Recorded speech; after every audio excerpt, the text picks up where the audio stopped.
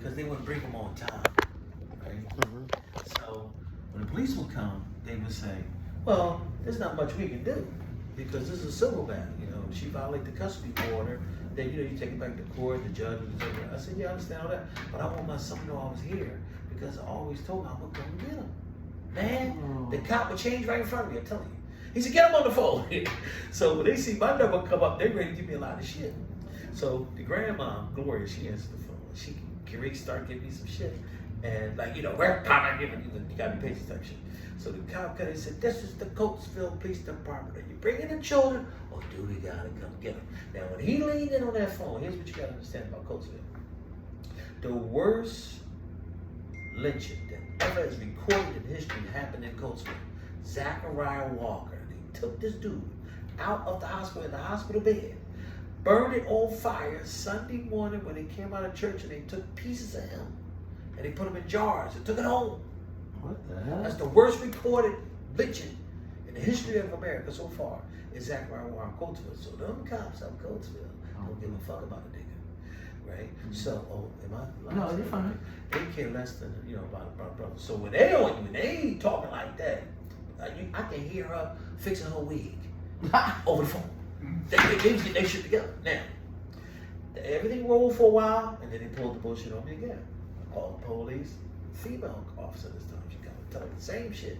She says, well, you know, there's not really much we can do. This is a custody thing, and you have to go back to court. I said, yeah, I understand that, but I want my son to know I was here because I told her so. I will always come get him. And she looked at me, and then she went and she got the police car. And I'm still standing there.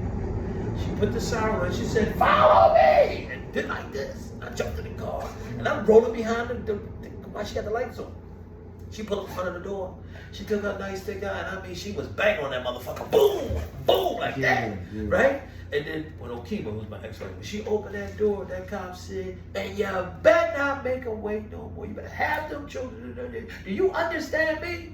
I mean, she was perpetuating that rage. Now, here's what I'm saying.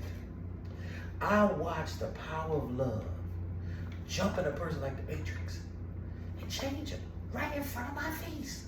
Okay? Typically, them cops came with the same script. Nothing we can do. This is a civil matter. You take it back to court for contempt of the custody order.